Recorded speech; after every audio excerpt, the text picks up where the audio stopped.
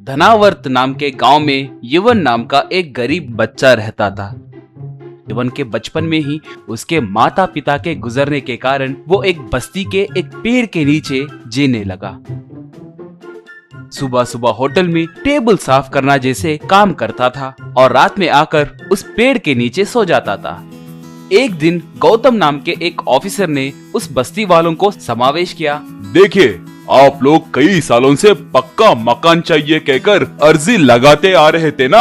इतने सालों के बाद आप लोगों का सपना सच होने वाला है। सरकार ने आप लोगों को पक्का मकान मंजूर किए हैं, मगर उसके लिए आप लोगों को ये जगह खाली करके 1 साल तक कहीं दूसरे जगह पर रहना होगा। 1 साल के बाद हम लोग यहाँ पर घर बनाना शुरू करेंगे। तब तक हम यहाँ सॉइल टेस्ट और बाकी के सर्वे करेंगे। आपके झोपड़ियों को उखाड़ने के लिए आप राजी है तो इन कागजातों पे दस्तखत कीजिए।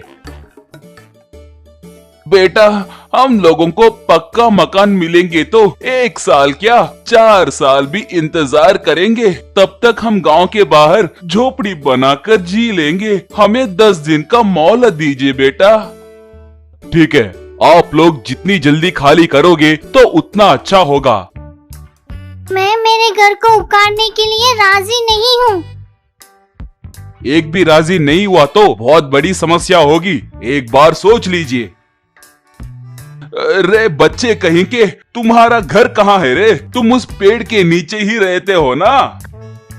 हाँ, मैं पेड़ के नीचे रहता हूँ, इसलिए वही मेरा घर है। और ऊपर से उस पेड़ को हमारे दादाजी ने लगाया है और वो जगह हमारी है कहकर आप सबको पता है ना। इसलिए मेरे पेड़ को काटने के लिए मैं नहीं मानूंगा। जरूरत पड़े तो कोर्ट भी जाऊंगा। ओह, पेड़ के लिए क्या? वो कोई बड़ी बात नहीं है जी। पेड़ कभी घर नहीं बन सकता। पहले हम उसी को काटेंगे।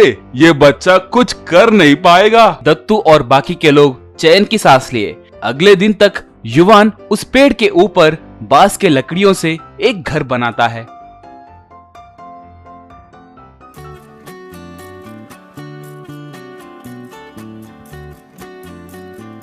बस्ती वाले वो सब देखकर दंग रह गए।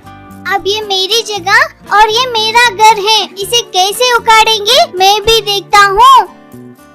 रे, हमें घर ना मिलने के लिए राक्षस के जैसे बीच में आ रहे हो तुम। अब से इस बस्ती में कोई भी तुमसे बात नहीं करेगा, तुम्हारी मदद भी नहीं करेगा। तुम इस गांव के द्रोही हो रे। युवान उसके बातों की परवाह करे बिना पेड़ पर चढ़ जाता है। उस दिन से युवान उस ट्री हाउस में रहने लगा। 4 दिनों के बाद उस गांव के बाहर मौजूद एक बड़ी ज्वालामुखी फूटी।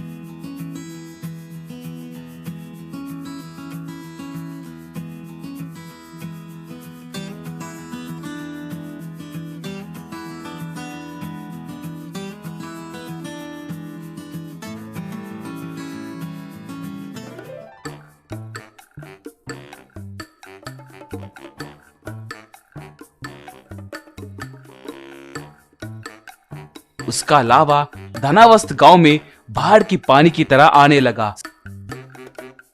सारे लोग मारे डर के घरों के छत पर चढ़कर बैठ गए। थोड़े लोग नाव में भागने लगे।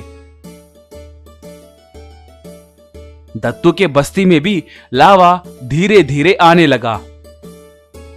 उन्हें कहां पर जाना है कुछ समझ नहीं आ रहा था। इतने में ट्री हाउस पे मौजूद युवान, सब यहाँ आइए, आकर पेड़ चढ़िए। लोग आकर जल्दी जल्दी वो पेड़ चढ़ जाते हैं। थोड़े लोग उस ट्री हाउस के अंदर गए। उस लावा में पूरी बस्ती डूब गई, झोपड़ियां जल गई, मगर उस पेड़ को कुछ नहीं हुआ। अगले दिन लावा ठंड पड़ने के कारण सब नीचे उतरे। बेटा, अब हम जिंदा हैं तो उसका कारण तुम ही हो। सुना है कि गांव में बहुत लोगों के घर जलकर लोग मर गए हैं। अगर तुम इस ट्री हाउस को नहीं बनाते तो हमारी भी वही हालत होती। तुम उस ऑफिसर से भिड़कर अच्छा काम किए बेटा। मैं उनसे इसलिए नहीं भिड़ा दादाजी, वो हमारे बस्ती को आने से पहले मेरे काम करने वाले होटल को अपने गांव के प्रेसिडेंट मंगलीलाल के साथ आया था। वो हमारे बस्ती के बारे में बात करने लगा तो मैंने सब सुन लिया था। उनका प्लान ये था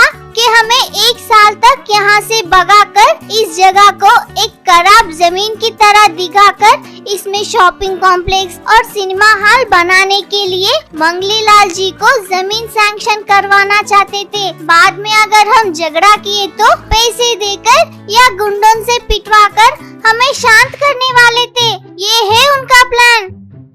सब आश्चर्य में पड़ गए, उसका अभिनंदन किए। एक दिन गौतम और मंगीलाल उनके बस्ती को आए। क्यों भाई, उस पेड़ को काट दूं क्या? इन कागजातों पे दस्तखत कीजिए, बस है, बाकी का मैं देख लूंगा। पेड़ नहीं रे, गरीब लोगों को धोखा देने के लिए देखे थे ना, पहले तुम लोगों को काटना चाहिए। रे इन्हें मारो रे। सब मिलकर उन दोनों को खूब पीटे।